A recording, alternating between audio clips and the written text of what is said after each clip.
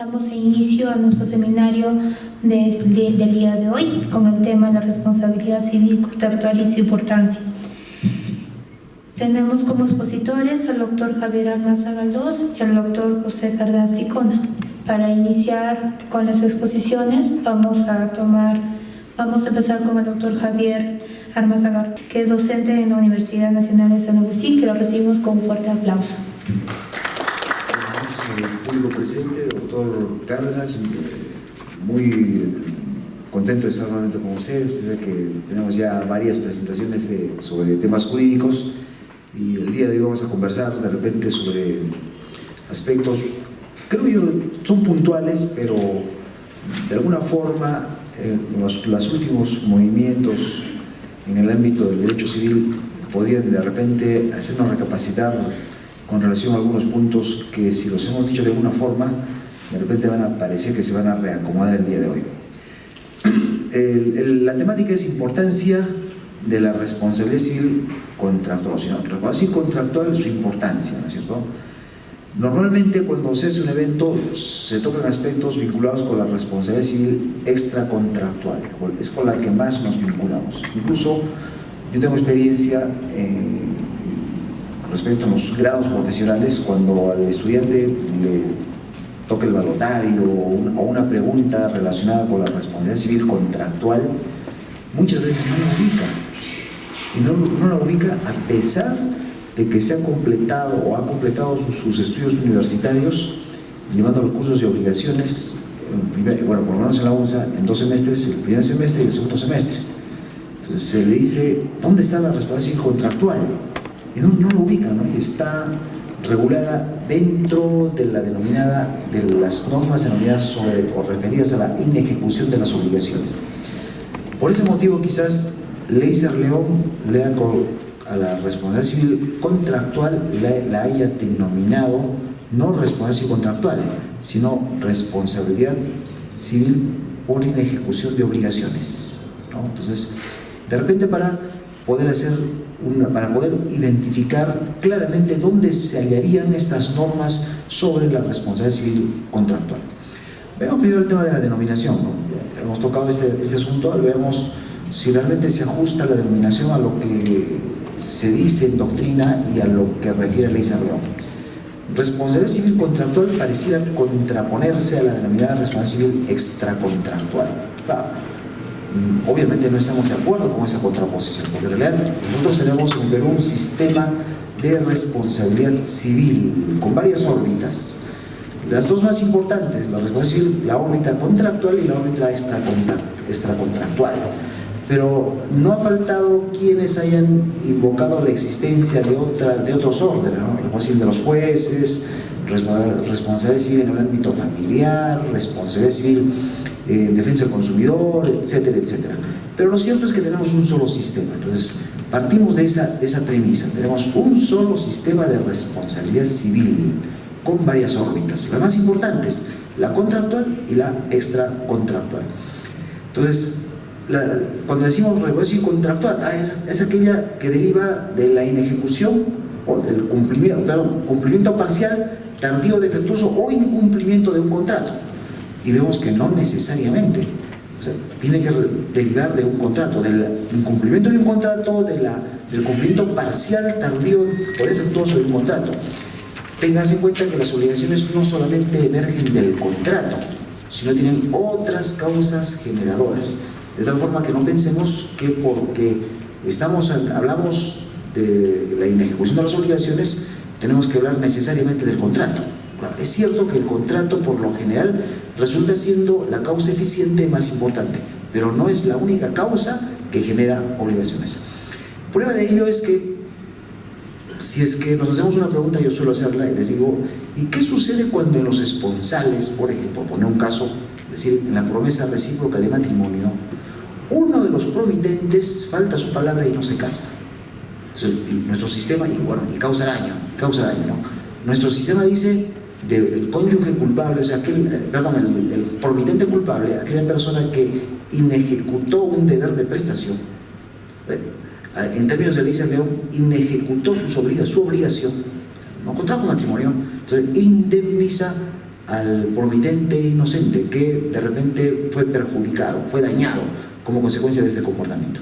La pregunta es, ¿estaríamos acá frente a un supuesto de responsabilidad civil contractual o extracontractual?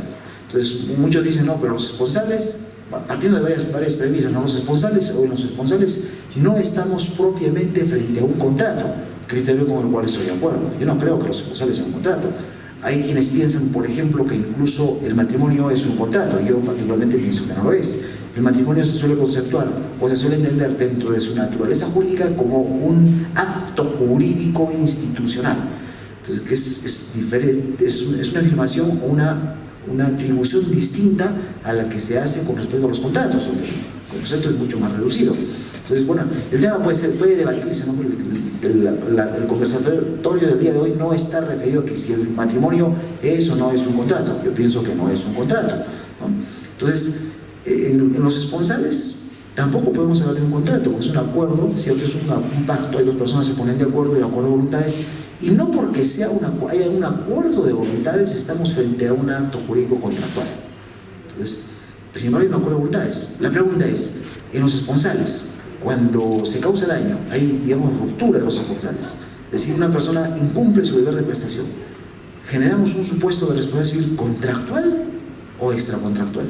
La respuesta parecía, ¿no? Si nosotros hacemos una apreciación radical de la denominación, decimos, pues es extracontractual, como usted ha dicho que en los esponsales no hay un contrato, entonces si se genera un daño es responsabilidad civil extracontractual, y resulta que no es extracontractual, sino es contractual. Entonces, por eso vayamos a lo que les dije hace un momento, ¿no? Ley Cerleón dice, inejecución de las obligaciones. Ahí el promitente que no contrajo matrimonio está inejecutando una obligación. Es un supuesto de inejecución de obligaciones. Entonces, la calificación creo que se adecua mejor a esta denominación que a la contractual. Lo mismo pasa con la extracontractual, ¿eh? Para no referirnos que no, todos los supuestos que se generan fuera de contrato son extracontractuales, y no parece tanto así.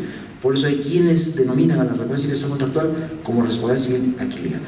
Entonces, ¿qué denominación me ha parecido desde mi óptica personal más adecuada? La de inejecución del deber de prestación. Solo así, responsabilidad civil por inejecución del deber de prestación, no por inejecución de obligaciones, porque ahí puedo cometer el error de entender mal el vocablo obligación, porque el vocablo obligación tiene dos significados. En su sentido lato significa deber, y en su sentido estricto significa relación jurídica patrimonial. Entonces, si digo inejecución de obligaciones, me estoy refiriendo obviamente al deber jurídico concreto, es decir, al concepto de obligación en su sentido lato. Por eso prefiero yo, para evitar esa confusión, denominar a este supuesto como responsabilidad civil por inejecución del deber de prestación. Ahora veamos, en cuanto a la importancia de esta temática, vinculándola con la responsabilidad civil extracontractual. Dijimos hace un momento que nosotros manejamos un solo sistema de responsabilidad civil, y por ese motivo, normalmente, cuando se hace un examen de la responsabilidad civil contractual, hacemos lo mismo que se hace con la extracontractual, o sea, revisamos cuáles son los elementos de la responsabilidad civil en general y los adecuamos a la responsabilidad civil extracontractual. Por ejemplo, en ambos casos hablamos siempre de un daño, o sea, alguien resulta dañado como consecuencia de un evento dañoso. Probablemente en el orden extracontractual hay un acontecimiento factual, vamos a dar el ejemplo, un accidente de tránsito que causó daño a una persona, y como consecuencia de ello obviamente se genera un supuesto de responsabilidad civil extracontractual.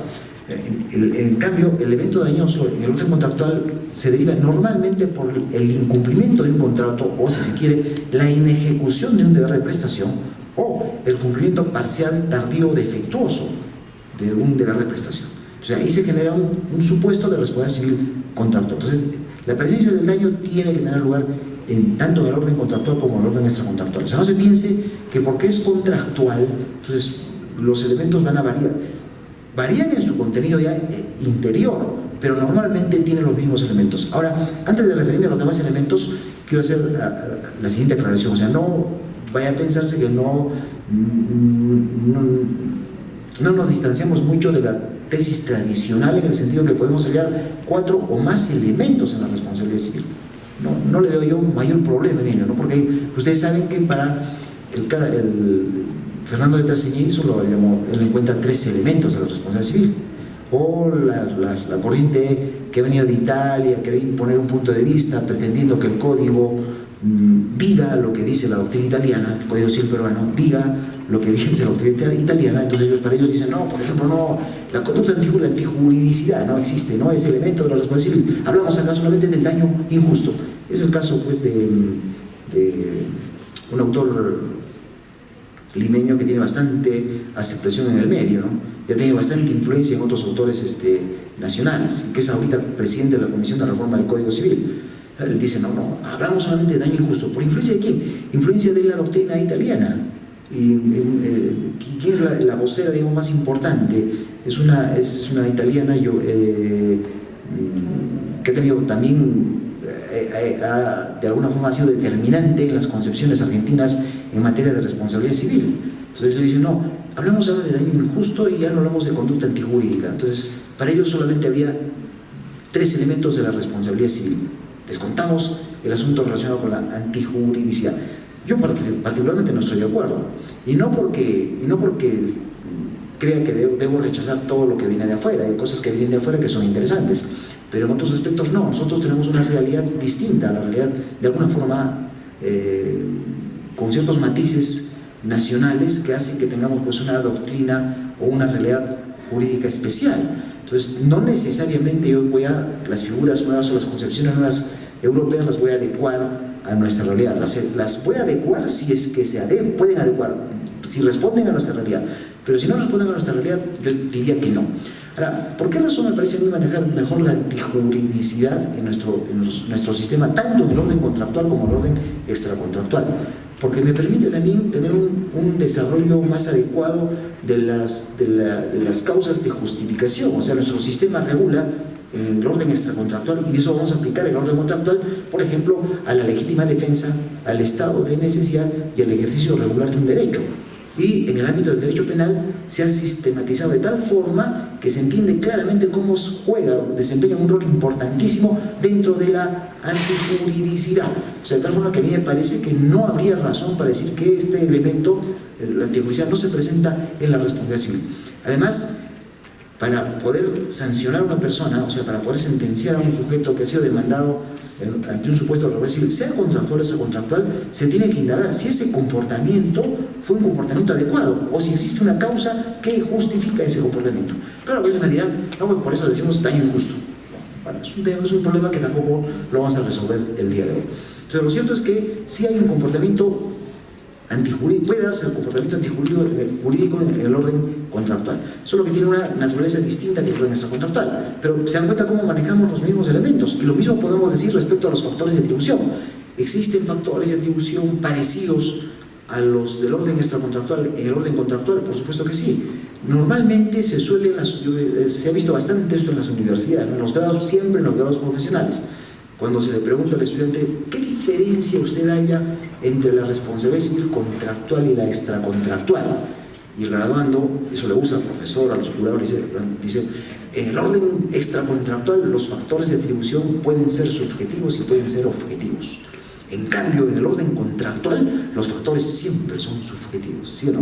Así, ese criterio se maneja. Bueno, nosotros, por lo menos en la UNSA, no manejamos ya ese criterio hace muchos años, ¿no? Decimos, no, también existen factores de atribución objetivos en el orden contractual. Para que vean cómo hacer un examen, un estudio de la responsabilidad civil contractual de manera sistemática, entendiendo que tenemos un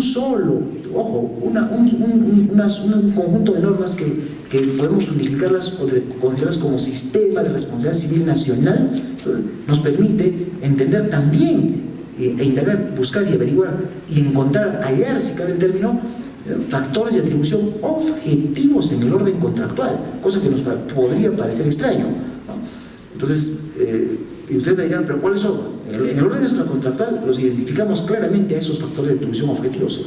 La teoría del riesgo, la responsabilidad civil indirecta, ¿no? El caso, por ejemplo, del daño causado por incapaces, ¿no? O el daño causado por los dependientes, en la responsabilidad civil vicaria, el daño causado por animales, daño causado en la caída de edificaciones, etcétera, etcétera. Es el orden extracontractual. En el orden contractual no vamos a encontrar esos supuestos, sino supuestos totalmente diferentes, ¿no? Por ejemplo, a ver, casos de regulación civil objetiva, no hablamos de la subjetiva porque creo que eso más o menos lo entendemos, ¿no? Factores de atribución subjetivos en el orden contractual. El código hace una clasificación de los factores de atribución subjetivos, diferentes, no radicalmente, obviamente, ¿no? Pero diferentes al orden extracontractual. En el orden contractual tenemos al dolo, pero que tiene un concepto, una característica diferente al dolo en el orden extracontractual. En el extracontractual el dolo se parece bastante al dolo penal, o sea, intención de querer causar daño. En cambio, en el orden contractual, dolo es intención deliberada de no querer ejecutar la prestación, con independencia de que se quiera o no causar daño. O sea, tiene una naturaleza diferente. Pero sin embargo, hablamos dolo en el orden contractual y dolo en el orden extracontractual, refiriéndome, repito, o estando aclarando cuáles son los factores de atribución subjetivos en el orden contractual. Luego el código nos habla de la culpa inexcusable, ¿no? A diferencia del orden contractual, extracontractual, perdón, que cierra con la culpa, simplemente dice culpa, no desdobla la culpa. En cambio, en el orden contractual hablamos de culpa inexcusable, negligencia grave, y culpa leve, inobservancia de la diligencia ordinaria. Culpa inexcusable y culpa leve. En el orden extracontractual, ambas se presumen. En el orden contractual solo se presume la culpa leve. El dolo y la culpa inexcusable hay que acreditarlas. No, pero se dan cuenta cómo se van manejando los conceptos más o menos de modo parecido, con sus particularidades al interior. Ahora veamos cuáles son los factores de atribución objetivos en el orden contractual, cosa que nos parece extraña. Ustedes han estudiado en obligaciones una parte que se llama un conjunto de normas vinculadas con el cumplimiento de la obligación por tercero. Eso se estudia bastante desde la introducción hasta el final. ¿Puede la obligación ser ejecutada por un tercero? La respuesta es sí. Por supuesto que sí. Cumplimiento es sinónimo de pago de obligaciones para nuestro sistema. ¿Puede pagar un tercero? O sea, ¿puede cumplir un tercero la obligación a cargo del deudor? Sí, no hay problema. Incluso se verifica en nuestro sistema, permite el pago por tercero, o sea, el cumplimiento por tercero contra la voluntad del deudor. ¿Ah? Pero, ¿dónde aparece el factor de atribución objetivo? Cuando el deudor, el propio deudor, encarga, si un tercero puede cumplir el deber de prestación, con mayor razón, pues, salvo que la obligación fuese personalísima, ¿no es cierto? ¿No? Pero si no es personalísima, el deudor puede encargar el cumplimiento del deber de prestación a un tercero, sí lo puede encargar. Cuando en el cumplimiento de ese deber de prestación a cargo del tercero, le causa daño al acreedor, o sea, el tercero le causa daño al acreedor, entonces, ¿quién responde? No responde el tercero frente al acreedor, responde el deudor, y el deudor responde objetivamente, es decir, no se libera de este deber de prestación indemnizatorio alegando ausencia de culpa. O sea, no puede decir, pero yo no tengo la culpa, yo escogí al mejor tercero, escogí a la persona más idónea para que cumpla el deber de prestación que se me había impuesto, y por lo tanto, como no actué ni con dolo ni con culpa, me libero de la indemnización. No se libera, responde de todas maneras. Entonces, ese es un supuesto de responsabilidad civil objetiva presente, jovencitos, en el ámbito de la responsabilidad civil contractual. Hay otros más, por ejemplo, en el caso de las obligaciones suelen ser clasificadas en obligaciones de medio y obligaciones de resultado. Entonces, en las obligaciones de medio, que son las que mayormente se manejan, claro, ahí no hay mayor problema, pero en las obligaciones de resultado, la responsabilidad civil es objetiva, por ejemplo.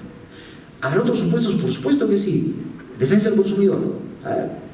Yo me voy a la farmacia y compro un producto a la farmacia y ese producto es defectuoso o me causa daño, lesiones severísimas, gravísimas. Entonces, ¿quién responde? Responde la farmacia, jovencitos. Bueno, responden todos en realidad solidariamente, ¿no? Pero yo puedo demandar a la farmacia. Y la farmacia no se libera alegando, pero si yo no fabriqué el producto, yo no soy el químico que hizo el producto, no soy el fabricante del producto, qué sé yo, ¿no? Ni siquiera el intermediario se libera, alegando, pero soy un mero intermediario, ¿no? Ellos responden objetivamente. O sea, yo voy, es un contrato, estoy hablando de respuesta civil contractual. Celebro un contrato con la farmacia, compro un producto en la farmacia y ese producto me causa lesiones graves, severísimas. Entonces, o aunque no fuesen severas, pues. Entonces, ¿quién responde? Yo puedo demandar directamente a la farmacia y no se libera la farmacia, no deja de responder, no puede, alegando ausencia de culpa. O sea, yo no tengo la culpa, nada, respondes objetivamente. Entonces, se dan cuenta cómo hemos colocado 3 ejemplos donde en la respuesta civil contractual también se hallan presentes los factores de atribución objetivos. Entonces, debemos desterrar esa idea bien acentuada en nuestro medio, en el sentido de que los factores de atribución objetivos únicamente se hallan presentes en el orden extracontractual. ¿Se dan cuenta cómo manejamos este tema de los factores de atribución como otro elemento de la responsabilidad civil? Y claro, en ambos casos factores de atribución subjetivos y objetivos, pero al interior ahí se marca la diferencia, ¿no es cierto? Ya, perfecto. Ahora veamos, hay otros elementos más, por ejemplo la relación causal. Claro, sí, la causalidad es diferente en el orden contractual como el extracontractual, pero en ambos casos hay causalidad. El código se encarga de marcar la diferencia. Nos dice, por ejemplo, la causalidad en el orden extracontractual se denomina causa adecuada. En cambio, el contractual dice causa próxima o inmediata. Solo que, en realidad, creo yo, es una precisión que también merece una explicación, digamos, muy extensa en otro tipo de eventos que se podría organizar, claro, un poco más técnico sobre el tema de la causalidad, ¿no? Porque en el fondo, yo creo que en el orden contractual también tiene lugar la causa adecuada, también, porque la causa próxima o inmediata se vincula esencialmente con el quantum indemnizatorio. ¿Y esto por qué? Eso, por ejemplo, la culpa tiene el legislador peruano, que tomó de la legislación italiana la norma que se refería a la causa legal, no factual, como la es la causa adecuada. La causa adecuada sí es una causa factual. Si ve un acontecimiento, es el conjunto de hechos que normalmente, cotidianamente determinan la presencia de un determinado acontecimiento, obviamente dañoso. Eso no tiene lugar en el orden contractual. Sin embargo, creo yo que en el orden contractual también podemos hablar de causa adecuada. Pero vemos que en ambos casos manejamos la causa. Ahora, en cuanto al daño, quería hacer una aclaración importante, creo yo, que ya lo hemos dicho en alguna oportunidad, pero ser reiterativo creo que no nos puede incluso hasta de alguna forma abrir el panorama de modo más claro. Miren, en cuanto al daño, en ambos casos se presenta el daño, obviamente, daño. Pero ¿qué sucede cuando hacemos una clasificación del daño? Cuando hacemos la clasificación del daño, en el orden contractual hallamos únicamente la presencia del daño emergente, lucro cesante como supuestos de daño patrimonial, y finalmente el código nos habla del daño moral, nada más. En cambio, si vamos al orden extracontractual, hallamos también al daño emergente, el lucro cesante como supuestos de daño patrimonial, y nos habla además el código del daño a la persona y obviamente al daño moral. Entonces ahí en el orden extracontractual se le ha dado un concepto clarísimo al daño moral, y se dice que el daño moral es una aflicción, una afectación a los sentimientos, es dolor, etcétera, etcétera, ¿no? Entonces es diferente que el daño psicológico, no se identifica, es distinto. El daño psicológico formaría parte del denominado daño a la persona, ¿no? En cambio, en el orden contractual el código solo se refiere al daño moral y guarda silencio respecto al daño a la persona. ¿Qué hacemos ahora? ¿Qué hacemos? ¿Cómo solucionamos ese problema? ¿Es que aplicamos por analogía las normas de la responsabilidad civil extracontractual? ¿O qué? El asunto lo hemos ya denunciado, creo que en otro evento, ¿no? Entonces ahí hay un problemita que creo yo merece una solución adecuada en el futuro.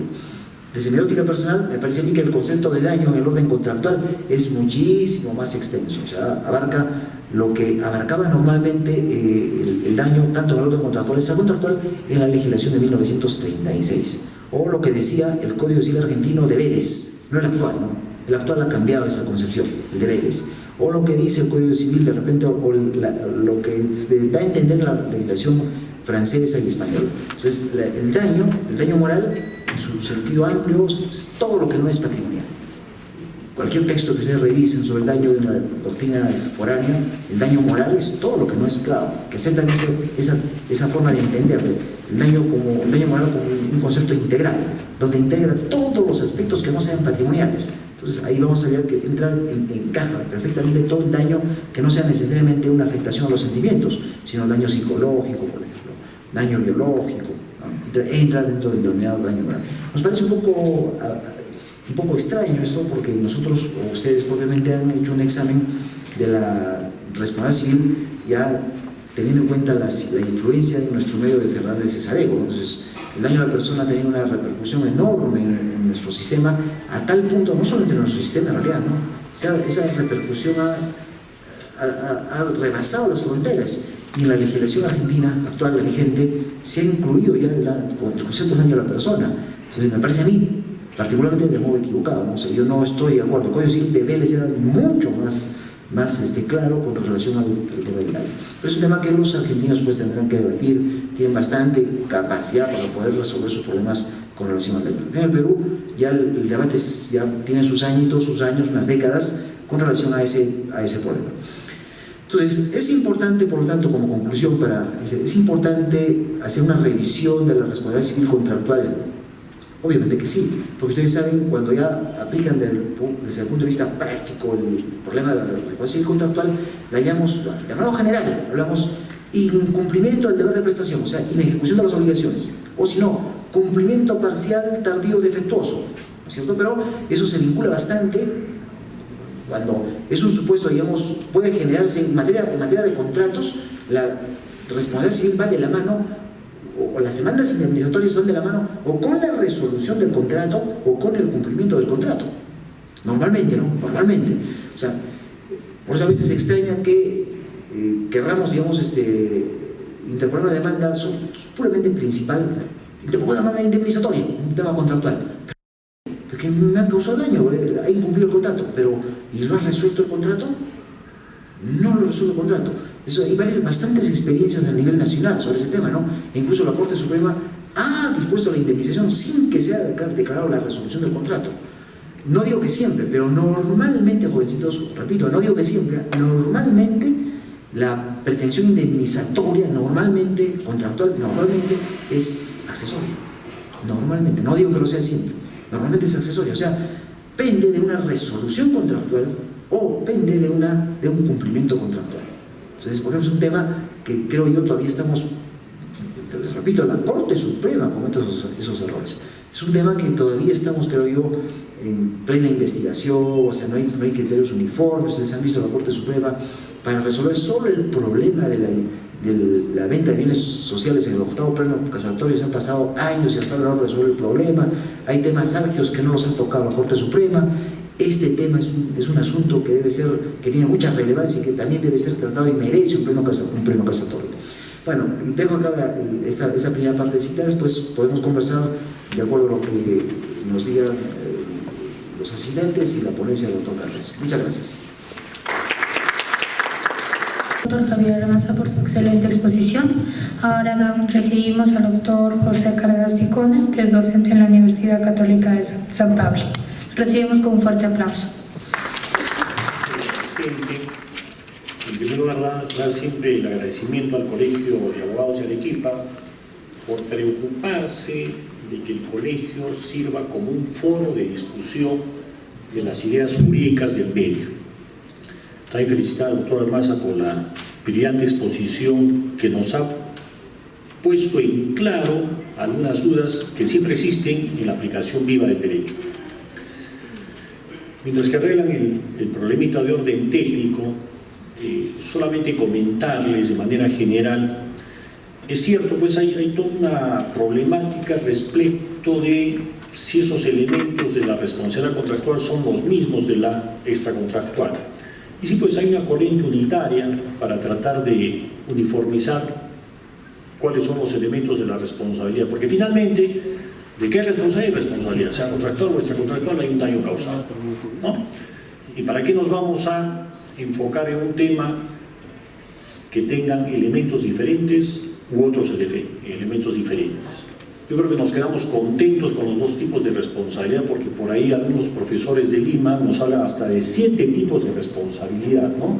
Y cada uno con sus elementos. Si tenemos problemas con 2, imagínense cómo vamos a tener problemas con 7. Bien.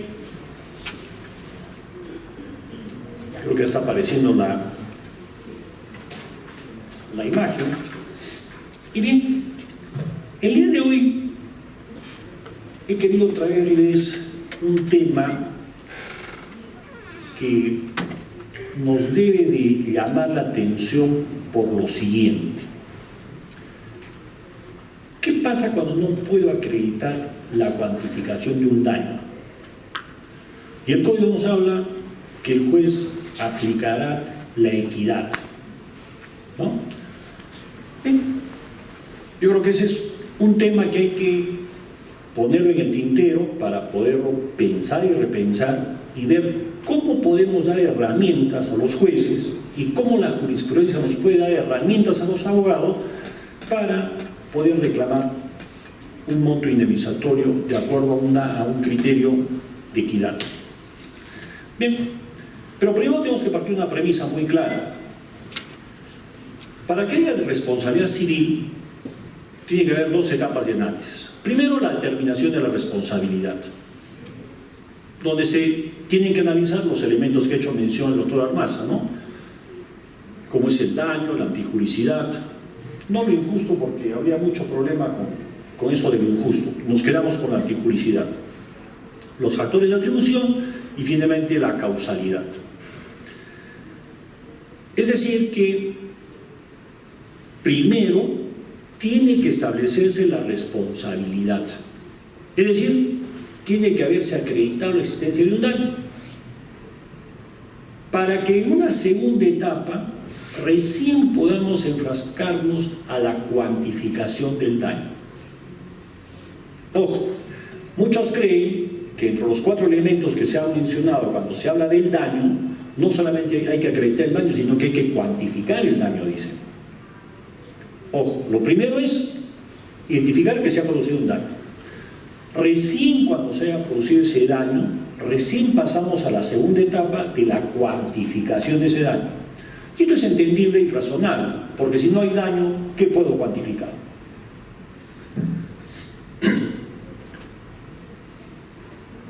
La problemática se presenta en esta segunda etapa. La primera etapa no vamos a entrar en mención porque ya la ha precisado de manera muy brillante el doctor Armaza, pero la evaluación del daño va a depender de una serie de factores complejos que en muchas oportunidades se van a convertir en una dificultad para poder acreditar el monto preciso.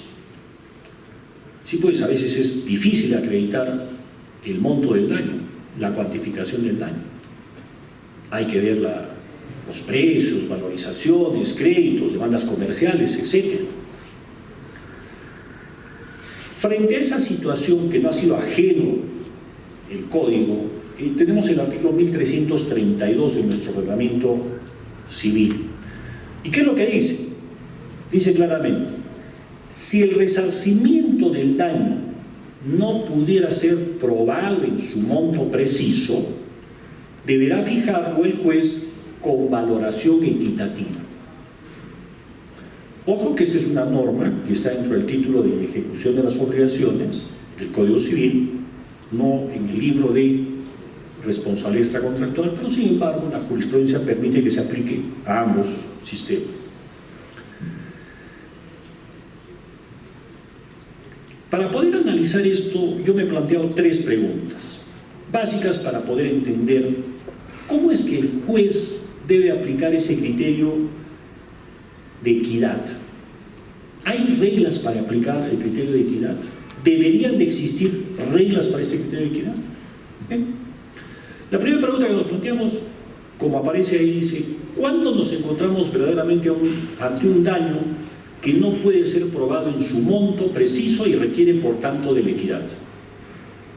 Segundo, nos planteamos: ¿es el perjudicado quien debe probar la imposibilidad o la norma citada también faculta al juez para emplear su criterio discrecional a efectos de determinar si efectivamente el daño no puede ser probado?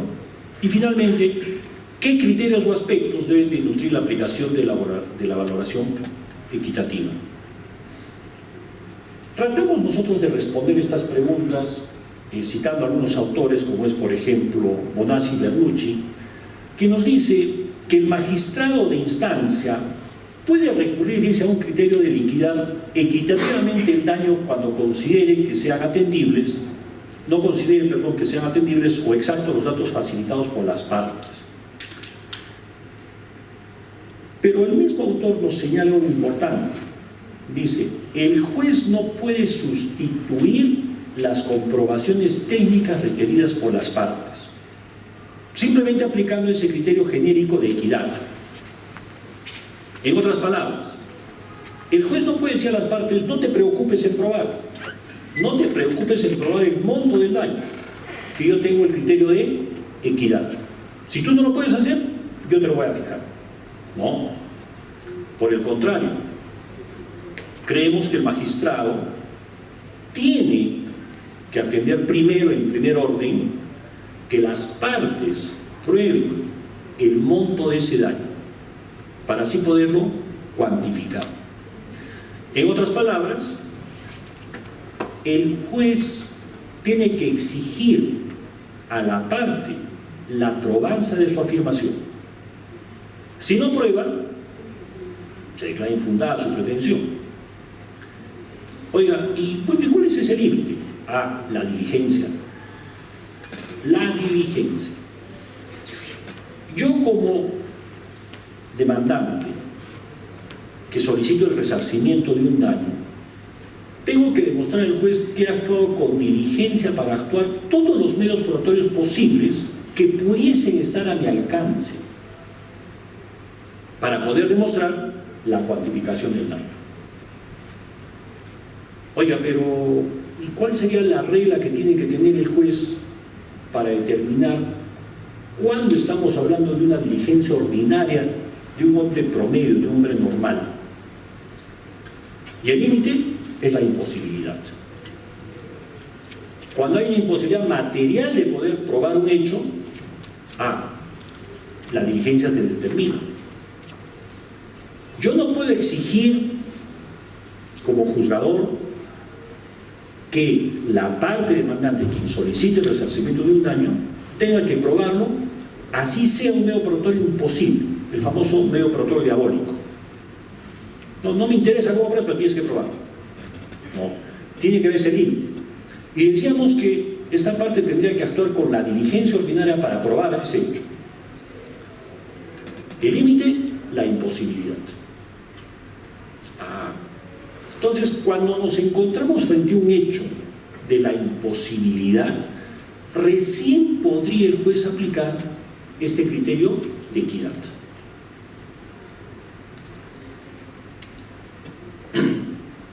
Por eso decimos acá, el juez deberá dar paz al criterio de equidad cuando advierte que aún empleando toda su diligencia, el perjudicado no ha estado en condiciones de acreditar la cuantía de ese daño. En caso contrario, si a criterio del juez existían medios de prueba idóneos y no fueron aportados por negligencia del agraviado, su pretensión en cuanto a la cuantía tendría que ser desestimada, rechazada. ¿Por qué? Porque existe la posibilidad de probar. Ahora, ¿debería de haber criterios para poder establecer esta equidad? En un primer momento uno podría pensar y decir, sí pues, porque este criterio de equidad podría generar diferentes apreciaciones cuando un número de magistrados tenga un caso diferente. Me explico. En un mismo caso, que podría caer a 7 juzgados diferentes, podría haber 7 valoraciones aplicando el mismo criterio de equidad con 7 montos diferentes. Oiga, pero si el hecho generador de ese daño es el mismo, sí, pero los criterios de equidad de cada juez pueden ser diferentes.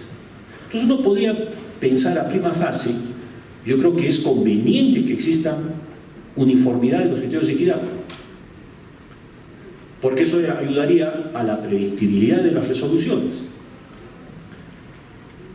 Pero ¿realmente podríamos amarrar a los jueces estableciendo pautas y reglas de equidad? Lo que pasa es que cada caso en concreto es diferente. Por más que el hecho generador pueda ser el mismo, porque las condiciones de las personas son especiales. De repente el sujeto A no tiene la misma condición especial que el sujeto B, y así sucesivamente. A pesar que el generador del daño, que es el sujeto X, tenga la misma condición. Hay que ver hasta dónde va a resarcir el juez. Entonces, es un poco peligroso a veces tratar de estar normando o reglamentando o reglando absolutamente toda actividad del juez. El juez tiene que tener cierta discrecionalidad. ¿Para qué? Para que dentro de esa esfera de la discrecionalidad, teniendo como límite la norma, la Constitución, el orden público, pueda desarrollar su actividad. Porque si no, lo estaríamos limitando. Y acá viene un segundo problema adicional: la motivación de este principio de equidad. ¿Cómo motiva el juez la equidad? ¿Cómo dice el juez que en este caso le doy 10.000 y en otro caso le doy 20.000 por lo mismo? Ese es un problema procesal latente que en la anterior oportunidad también tuve la oportunidad de conversarlo con el doctor Armaza respecto del quantum indemnizatorio. Y fíjense la problemática. Un juez de primera instancia me aplica el criterio de equidad y me dice, no habiendo sido imposible probar el daño, pero hay la existencia del daño, fijo con el criterio de equidad por las condiciones personales de quien lo solicita la cantidad de 30.000.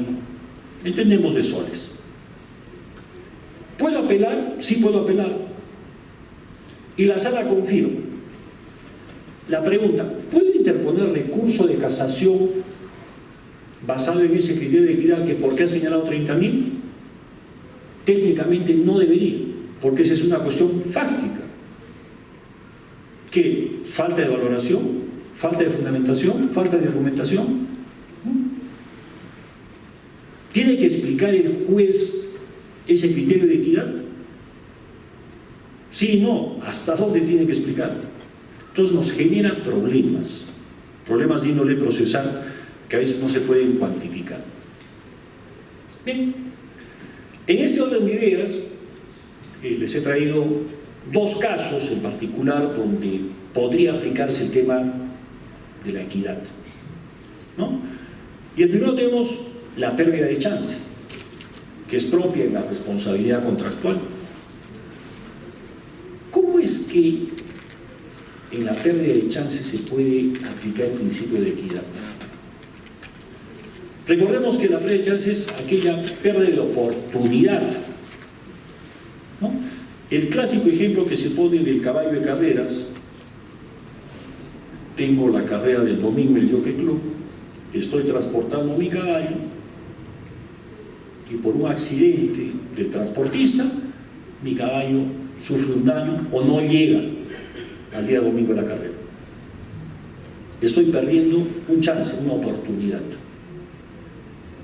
¿Ok? Bueno, ¿y cómo cuantifico ahí? ¿Qué voy a probar? ¿Lo que iba a ganar? ¿El premio mayor? ¿El segundo? Complicado. Entonces hay algunas pautas que la doctrina nos ha tratado de informar y que nos ha dicho, por ejemplo, habría que tener la valoración cuantitativa, o sea, un cálculo de probabilidades. ¿Como un cálculo matemático de probabilidades? Sí, pues. Ese caballo, ¿cuánto de probabilidades tenía de ganar la carrera o de perder la carrera? 50%. 50% que sí, 50% que no. ¿Pudo ganar? Sí, pudo, es una probabilidad. Sí. Por tanto, cuando solicito la indemnización en esta pérdida de chance, ¿tengo que solicitar el monto del premio mayor? No, pues, porque era una probabilidad que gane ese premio mayor. Entonces tendría que rebajar a un 50% de probabilidades. El otro es el elemento cualitativo. Bueno, ¿y qué calidad pues tenía tu caballo para ganar? ¿Cuál es el performance de tu caballo en las últimas 10 carreras, 20 carreras, en el año deportivo, en el año hípico? ¿Cuántos premios obtuvo? etc. Habrá que tener en cuenta el carácter aleatorio de la chance. Es probable que gane como no. Las calidades del perjudicado y el factor de atribución que ha hecho mención el doctor Almaza. En esa perspectiva, el juez tendría que aplicar, teniendo en cuenta estos elementos, la equidad para poder establecer una indemnización. ¿Esto está normado? No. ¿La doctrina? Sí. La jurisprudencia, en algunos casos, ha tomado estos elementos para poder establecer. Un segundo caso que he querido traerles en cómo es que se puede aplicar el criterio de equidad es en el daño moral. Y acá tenemos una casación muy citada, muchas veces se toma como referencia, que es la casación 635 del año 2012 de la ciudad de Lima. Me voy a permitir leer qué es lo que dice el octavo considerando y qué es lo que señala.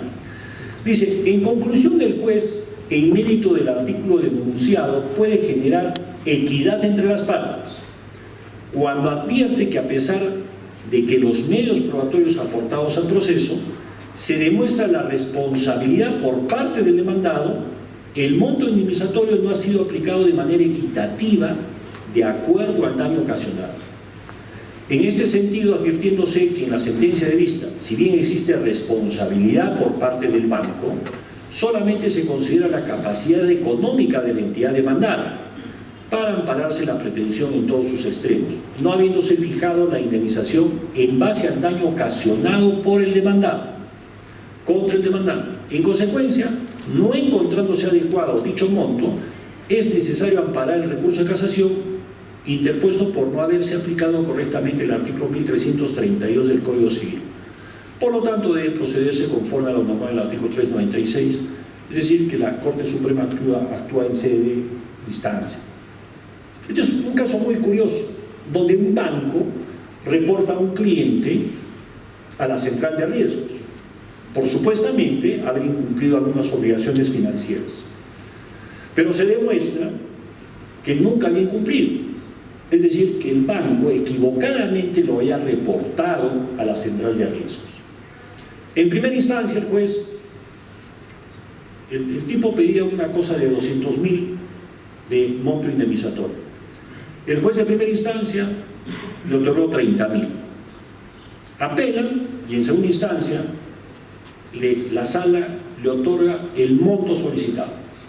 Que habiendo solicitado 200.000, tenga sus 200.000. Y la Corte Suprema dice, miren lo importante que dice, acá tiene que aplicarse con un criterio de equidad. Y dice, la sala no ha actuado con criterio de equidad, nosotros sí vamos a actuar. ¿Y qué hizo la Corte Suprema? Confirmó la sentencia de primera instancia, pero no explica cómo se debe aplicar este criterio de equidad. No establece una norma, no establece un parámetro. ¿Correcto? Entonces, yo creo que hay que tener en cuenta, para aplicar en el tema del daño moral, los derechos lesionados. Es importante tener en cuenta qué derechos se están discutiendo, de qué naturaleza. En segundo lugar, es importante saber y establecer la situación económica del responsable, o sea, de ese ocasionador de ese daño. También es importante saber la situación económica de la víctima.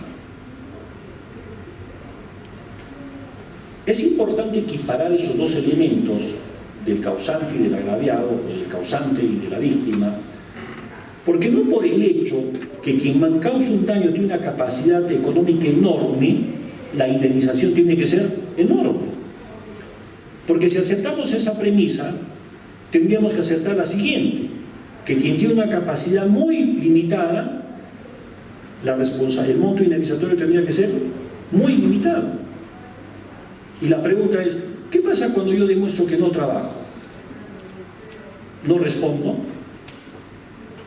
Entonces hay que tener en cuenta también esa capacidad económica de la víctima. ¿Qué necesita para poder restablecer las cosas antes del perjuicio que se le haya ocasionado.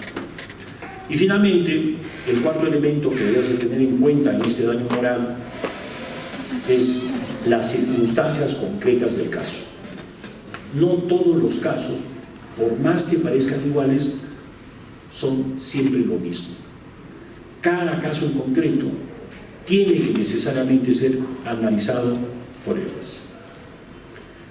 Les he traído esta problemática, esperemos que sea el punto de partida de un debate, de repente no lo agotemos en esta sesión, sino en otras sucesivas, pero hay muchas cosas que conversar sobre el tema de la responsabilidad civil. Tanto en el ámbito contractual, como ha indicado el doctor Almaza, a veces se ha dejado de lado por sobreentendido que no hay nada que discutir, pero son muchas cosas que discutir en el daño contractual, como también lo hay en la responsabilidad extracontractual. Les agradezco por su tiempo. Gracias. Al doctor Ticona por su excelente exposición. Bueno, como tercera parte de este seminario vamos a pasar a las preguntas correspondientes. Para el doctor Javier, usted ha hablado del tema de los órdenes de la responsabilidad civil contractual y también la extracontractual. También hay una determinada zona gris que le llaman en cuanto se vinculan ambas y no sabemos cuál es. Y le pongo este ejemplo. Supongamos que estamos ante un contrato de obra que tiene cláusula arbitral y que ejecutada la obra, el comité para quien se hizo la obra está disconforme, pero no demanda la ejecución o la resolución del contrato, sino simplemente comunica a otras personas, a terceros, que este contratista hace mal su trabajo. Es decir, no demanda la inejecución defectuosa, sino que simplemente comunica a terceros que este contratista hace mal su trabajo. Y en base a estas alegaciones, sin mediar proceso, sin nada, nadie contrata con este contratista. ¿Ante qué tipo de responsabilidad estamos? ¿Ante qué tipo de responsabilidad contractual que tiene cláusula arbitral o extracontractual tendría que ver el Poder Judicial?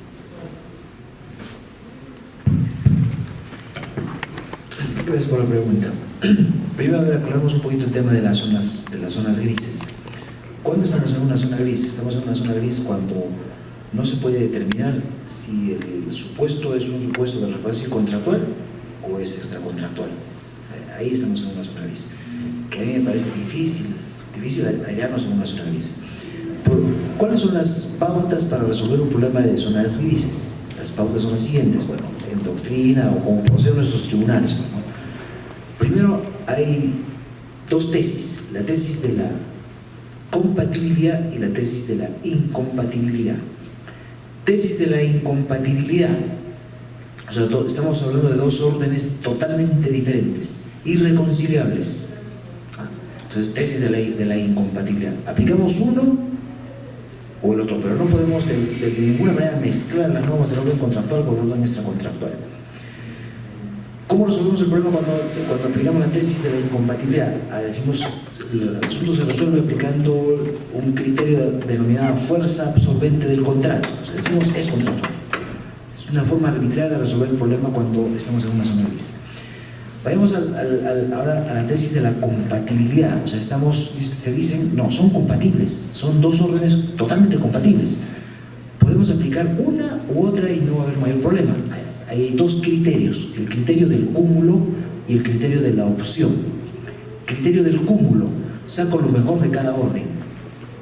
Criterio de la opción, la víctima elige cuál orden quiere que se le aplique.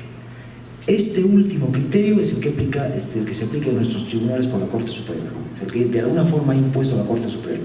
Es decir, cuando estamos ante un supuesto de responsabilidad civil tal que no sabemos si es contractual o extracontractual, le aplicamos la tesis de la compatibilidad y específicamente el criterio de la opción.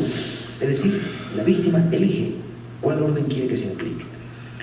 Les digo, para mí, desde mi óptica personal, no, es difícil en un supuesto tal donde denominamos una zona gris. ¿Por qué razón? Porque, y acaba la respuesta a su pregunta, Juan Luis, habría que revisar, me parece una consulta más allá de un problema jurídico, judicial, ¿no? y que no se la podía resolver, habría que revisar todos los detalles del problema, pero se la respondo de modo general. Así como usted me ha hecho una pregunta general, se la respondo también de modo general. Si es que se ha vulnerado un deber jurídico concreto, estamos en el supuesto de responsabilidad civil contractual. Pero si la vulneración está referida a un deber jurídico genérico, la responsabilidad civil es extracontractual. En su caso, jovencito, revise bien el asunto. Si usted considera que se ha vulnerado un deber jurídico concreto, creo yo que estamos ante la responsabilidad civil contractual. Pero si se ha vulnerado un deber jurídico genérico de no causar daño, le minen la ley, al término la ley, la responsabilidad será extracontractual.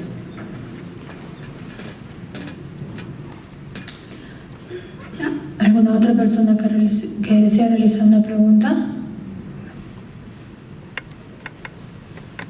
Muy buenas noches, con el doctor Cárdenas Ticona. Ha sido un gusto escuchar su ponencia. Doctor, solamente sobre el caso del daño moral. En el caso que usted señala que hay que identificar el daño y como segundo paso una cuantificación del daño. Doctor, si es que hay casos en los que solamente se identifica el daño, más no es la cuantificación del daño, ¿es posible indemnizarlo? No solamente se identifica el daño, ¿no?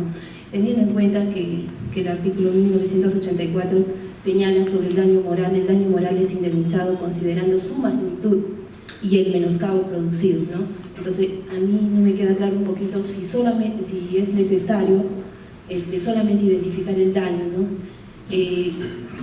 Podría darle como lo que usted ha señalado, de que siempre y cuando el demandante haya actuado diligentemente, ¿no? Pero en un caso de daño moral, ¿cómo se puede actuar diligentemente, ¿no? Actuar diligentemente podría ser pedir un informe psicológico. Eso sería todo. Gracias. Okay. Gracias. Atendiendo a tu pregunta, debe quedarnos claro primero la primera etapa. Tiene que acreditarse que se ha ocasionado un daño, ¿correcto? Los 4 elementos, todo lo que tú quieras, el daño. La segunda fase es la cuantificación del daño.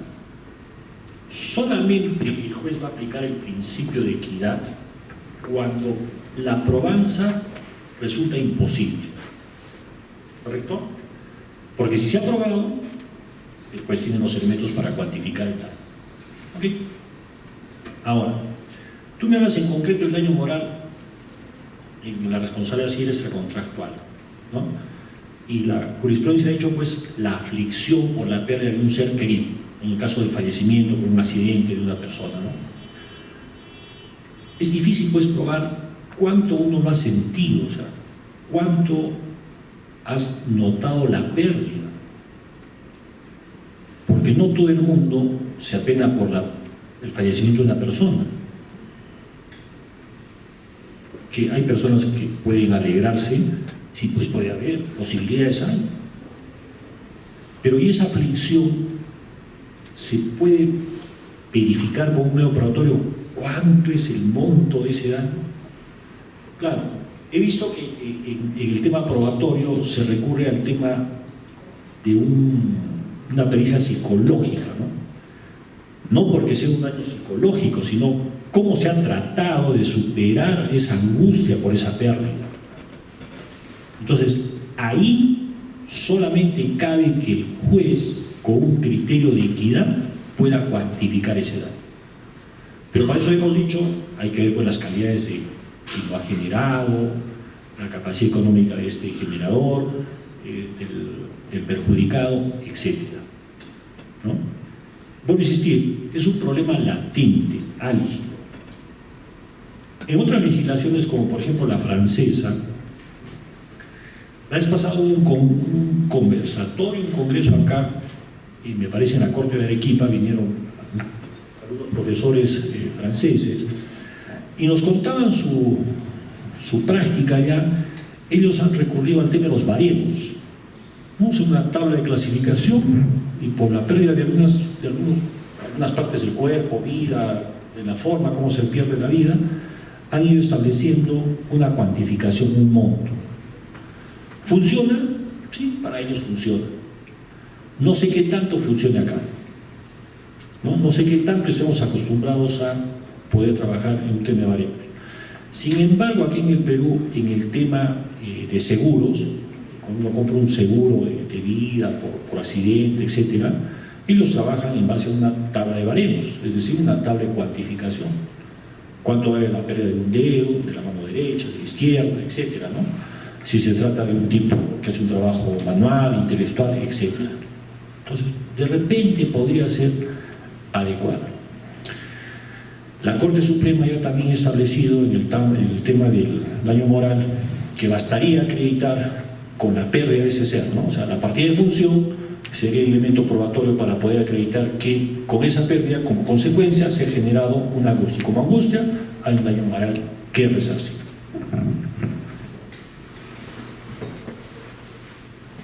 ¿Alguna otra pregunta? El doctor de atrás.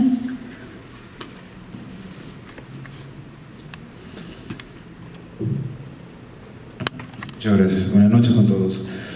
Doctor Cárdenas, me quedó una duda respecto a cuando la persona tenía la posibilidad de poder probar o cuantificar el daño y no lo hacía por un tema de negligencia. ¿Cuáles eran los efectos? Habló de la improcedencia respecto a la cuantificación del daño, o sea, que me deniegan mi indemnización a pesar de haber probado el daño, pero por no probar la cuantificación o no haber llegado a una cuantificación. Esa era mi duda. Gracias por la pregunta. A ver, lo que se ha señalado en la exposición es que lo primero es acreditar el daño, lo segundo es acreditar la cuantificación del daño. Okay. Esa cuantificación del daño tiene que ser probado con medios probatorios que estén al alcance de la parte demandante, quien debe probar el daño. Porque hay una regla general, quien alega un hecho tiene que probarlo. ¿Correcto? Bien. ¿Qué pasa si no pruebo a pesar de que una persona diligente, de una diligencia normal, pudiese tener los elementos probatorios para poderlos hacer y no lo hago? Es decir, soy un litigante negligente. Podía haber ofrecido una pericia psicológica, pero no lo hice. No ofrecí la partida de defunción, no la adjunté. ¿Estoy actuando con negligencia? Sí, claro. Y en ese caso, el Código Civil, me parece en el artículo 200, en el Código Procesal Civil, artículo 200, dice que quien no prueba los hechos, su pretensión es declarada infundada. Solamente se aplica el principio de equidad cuando la probanza resulta imposible. Solamente en esas circunstancias el juez puede aplicar. Y hemos dicho, mucho cuidado, porque el juez no puede suplir a las partes. O sea, no puede decirle, oye, no te preocupes, que yo con el principio de equidad te voy a dar un monto. Si estás en la capacidad o en la posibilidad de probar la cuantificación de ese año, tienes que hacerlo, estamos en la obligación de hacerlo. Reitero, solamente cuando sea de imposible probanza, recién el juez aplica su criterio de equidad. Bueno, no habiendo más preguntas, damos por terminado el presente seminario, invitándolos al siguiente seminario de martes de civil con el tema diferencias entre el contrato civil y el contrato de consumo, con los expositores Ricardo José Ramos Rodrigo y el doctor Edgar Raúl Soto Zuca. Agradecemos al doctor Javier Armaza y al doctor Ticona por su excelente exposición. Damos por concluido el siguiente seminario.